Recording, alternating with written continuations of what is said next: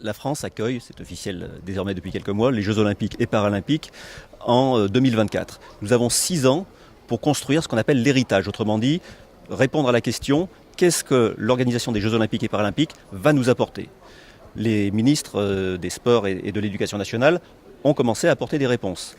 L'une de ces réponses est de labelliser les établissements qui font de la pratique sportive une sorte de marque de fabrique et qui, depuis des années, construisent des expériences, des organisations pédagogiques, des dispositifs qui permettent à des élèves de vivre un double projet scolaire et sportif. Alors cela passe par tout un tas de spécificités et d'où la raison de mon déplacement dans ces académies, dans ces établissements, pour voir quelles sont les bonnes pratiques et une fois qu'elles auront été collectées, nous attellerons à ce qu'elles diffusent dans l'ensemble du pays pour que la perspective olympique entraîne une dynamique en faveur du sport dans les établissements scolaires. L'idée forte est de renforcer les passerelles entre l'école et le club, entre l'institution scolaire et le mouvement sportif. On peut le faire de différentes façons, par exemple en augmentant le nombre de licenciés au sport scolaire, dans le premier degré avec l'UCEP ou dans le second degré avec l'UNSS. On peut le faire également en reconnaissant les bonnes pratiques, c'est précisément l'objet de ce label Génération 2024.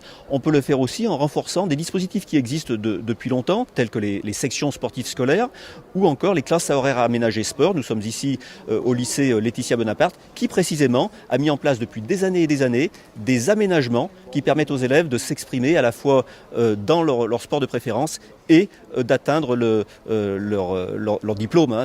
La plupart de ceux qu'on a vus tout à l'heure passent le bac dans quelques jours. Ça fait déjà quelques années que l'Académie Corse s'est portée candidate, puisqu'il y a déjà 2 ans, on était une académie préfiguratrice. On avait été dans les 5 académies de France retenues pour la liaison école-collège, pour la liaison entre le sport scolaire UCEP et l'UNSS, et aussi pour le partenariat avec les clubs sportifs.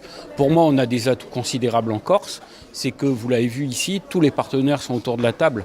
Le mouvement sportif, les clubs, les ligues, l'UNSS. On peut réunir facilement les gens autour d'un projet qui privilégie l'intérêt des élèves, les ambitions des jeunes.